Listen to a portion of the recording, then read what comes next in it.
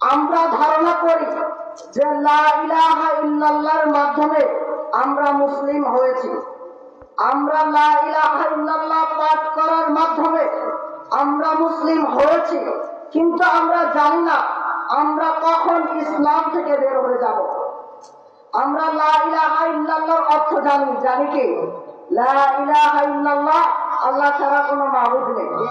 এটা লা ইলাহা ইল্লাল্লাহর প্রকৃত অর্থ নয়, বরং লা ইলাহা ইল্লাল্লাহ এর প্রকৃত অর্থ হচ্ছে লা মা'বুদা বিহাক্কিন ইল্লাল্লাহ, অর্থাৎ আল্লাহ ব্যতীত ইলাহ অনেক আছে।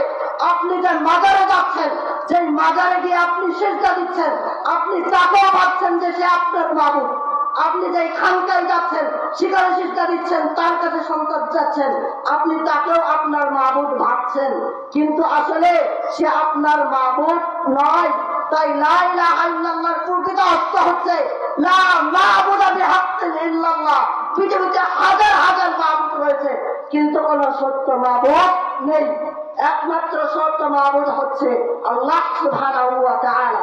সুতরাং যখন আপনি লা ইলাহা ইল্লাল্লাহর সাক্ষ্য দিবেন, যখন লা ইলাহা ইল্লাল্লাহর অর্থ বুঝবেন, তখন মনে রাখতে হবে আল্লাহ ব্যতীত যত মাবুদ রয়েছে সকল মাবুদকে আমি পরিত্যাগ করলাম। মক্কার মুশরিকরা মূর্তির পূজা করতো, তারা 360টি মূর্তির পূজা করতো না? করতো, কিন্তু তারা কি সঠিক মূর্তি ছিল? যখন নবী সাল্লাল্লাহু আলাইহি ওয়াসাল্লাম দায়িত্বে আসলেন, তখন আলী রাদিয়াল্লাহু তাআলা আনহুকে বললেন, হে আলী, তুমি একটিও পাকা কবর রাখবে না, একটিও মূর্তি রাখবে না, সমস্ত মূর্তিকে খান খান করে দাও। আমি ঢাকাতে কাছে একটা বড় হানাফিদের মাদ্রাসা রয়েছে, বড় বড় বিজ্ঞ আলেম থাকে সেখানে হানাফি উলামা। একদিন দেখলাম মসজিদে জিকির হচ্ছে ইল্লা ইল্লা ইল্লা ইল্লা ইল্লা, আল্লাহু না ইল্লাল্লাহ না, জিকির হচ্ছে ইল্লা ইল্লা ইল্লা ইল্লা ইল্লা। ইল্লা মানে ব্যতীত, ইল্লা মানে ছাড়া, আল্লাহ মানে আল্লাহ তো আল্লাহ। কিন্তু আপনি যখন ইল্লা বলছেন, কিছুই বলছেন না, ইল্লা মানে ছাড়া ব্যতীত, তখন কি বললেন আপনি? আল্লাহর কাছে কিছু চাচ্ছেন না, কিছু বলছেন না, আপনার দোয়া কি কবুল হবে? এজন্য আপনি যখন আল্লাহকে ডাকবেন, একটা পদ্ধতি রয়েছে, সেই পদ্ধতি অনুযায়ী আল্লাহকে ডাকুন।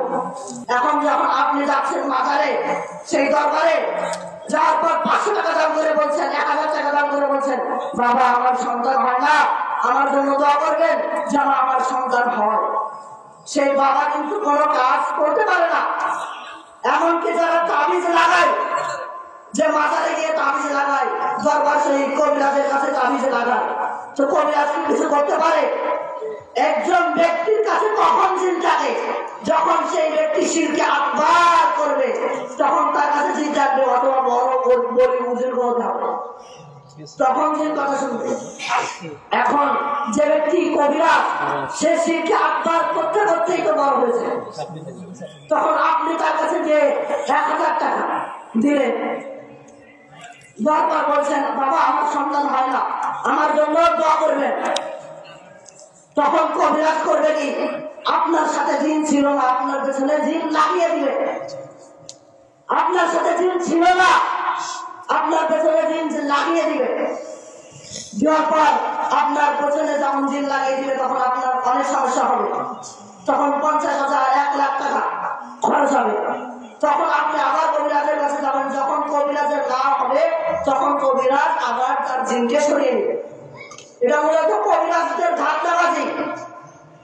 সুতরাং আমাদেরকে মনে রাখতে হবে, কোন পীর বাবা, কোন ওলি বুজুর্গ আমাদেরকে জান্নাতে নিয়ে যেতে পারবে না, সন্তান দিতে পারবে না।